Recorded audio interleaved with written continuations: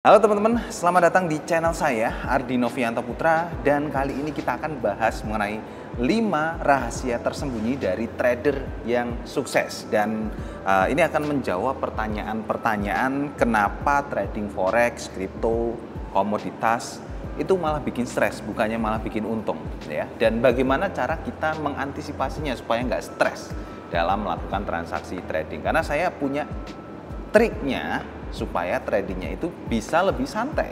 Buktinya kalau teman-teman lihat di sosial media saya, happy terus ya. You know what I mean, how I smile ya. Oke, jadi pertama gini, apa sih susahnya seorang trader itu mengerti mengenai pergerakan harga dari forex ya. Jadi kalau teman-teman trading di forex itu pasti akan mengalami kesusahan memahami pergerakan harga dari si forex tersebut. Banyak sekali keluhan mengenai ketika saya melakukan entry posisi beli yang seharusnya marketnya itu naik tapi malah turun, dan ketika saya melakukan entry posisi jual yang seharusnya marketnya itu turun tapi malah naik. Itu terjadi pada akun real ya. Jadi bukan di akun demo. Kalau di akun demo fine-fine aja. Nah, kalau terjadi seperti ini itu berarti masalah dari psikologi trading kita. Pertama, psikologi trading kita itu masih nggak merelakan uang yang kita gunakan untuk trading tersebut ya. Jadi kita deposit itu kita sudah berharap besar banget untuk menghasilkan keuntungan yang tinggi. Nah, ini kurang bagus ya. Ini kurang bagus. Apalagi ekspektasi kita udah gede banget nih di dalam trading forex ini. So, solusinya ketika teman-teman itu trading di forex, gunakan benar-benar uang dingin yang memang uang itu sudah kita relakan untuk hilang ya di trading forex. Wow, kedengarannya itu serem banget ya untuk hilang, untuk ya kita udah ikhlas lah sama uang itu.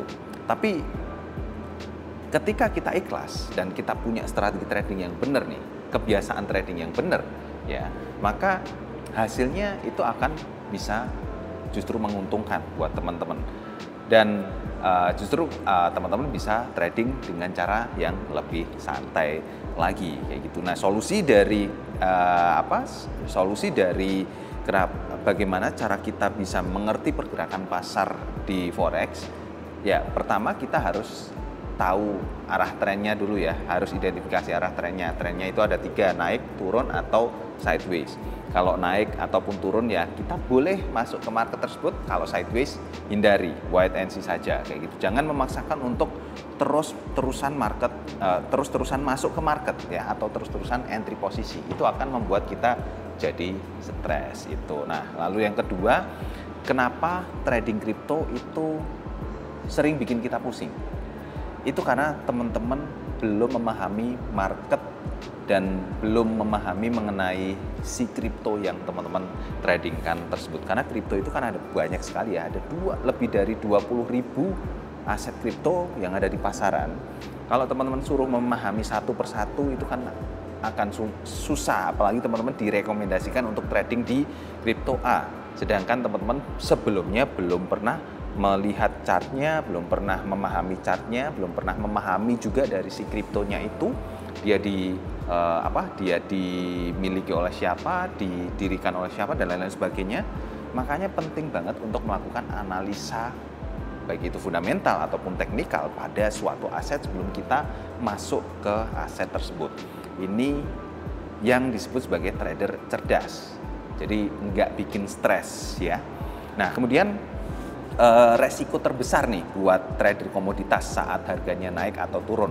Biasanya untuk resiko terbesarnya dari trader, entah itu komoditas ataupun forex ataupun trader apapun itu ya, resiko yang paling besar adalah volatilitas. Tapi kita harus punya keyakinan gini, resiko memang besar, tapi potensi kita untuk menghasilkan keuntungan pada saat volatilitas itu gede, potensinya juga gede gitu. Karena ketika volatilitas itu besar, maka harganya itu kan bisa berpindah-pindah dengan cepat ya. Nah, itu bisa membuat kita ketika kita entry posisi di bawah, dapatnya di atas, take profitnya di atas, keuntungan yang kita dapatkan itu juga tinggi kayak gitu. Nah, itu yang kemudian kita bisa mendapatkan keuntungan yang tinggi, tapi tetap harus hati-hati karena resikonya juga tinggi. Kalau misalnya kita entry posisi di bawah, ternyata marketnya malah makin turun ke bawah, itu juga kita bisa kena kerugian juga gitu. Makanya adanya stop loss itu untuk membatasi kerugian tersebut. So stop loss itu harus diperhatikan juga ya. Nah, terus poin yang keempat, gimana menghadapi volatilitas tinggi di pasar kripto ataupun di pasar forex ataupun di pasar saham.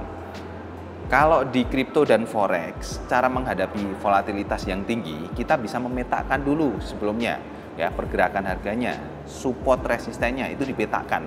Jadi kalau ketika kita sudah memetakan harga ada di level sekian, kita bisa pasang target sampai harganya itu bergerak ke level sekian, atau dia akan berbolak-balik arah dari atas ataupun bawah seperti itu. Itu lebih mudah untuk teman-teman bisa menghadapi volatilitas itu. Jadi poinnya dari volatilitas itu teman-teman harus sudah memetakan harganya, sudah memasang support resistennya gitu. Jadi support resisten ini memang dipakai untuk memetakan pergerakan harga, dan kalau teman-teman ikuti Telegram saya juga ya, setiap pagi ataupun setiap hari selalu saya share pemetaan pergerakan harga dari emas. Nah, kalau teman-teman yang belum join, silakan langsung saja join di link Telegram di deskripsi video, atau langsung akses di gainhunter.com/free untuk dapat link Telegramnya di nomor WhatsApp teman-teman ya. Jadi di situ tiap hari saya selalu memetakan pergerakan harga emasnya, nanti hari ini akan kemana nih, naik atau turun, yaitu sesuai dengan pergerakan harga, sesuai juga dengan level support resistennya kayak gitu. Nah, terus poin yang kelima, kenapa banyak trader forex itu susah ngatur emosi pada waktu trading. Nah, untuk poin yang kelima ini ya, itu teman-teman kembalikan lagi ke ekspektasi dan juga target profitnya. Karena banyak sekali trader di luar sana itu yang menginginkan ekspektasi yang cukup tinggi, memasang ekspektasi yang cukup tinggi ketika trading di forex. Harapannya dari uang $100 bisa jadi $10.000 kayak gitu. Itu kan sangat gak masuk akal ya.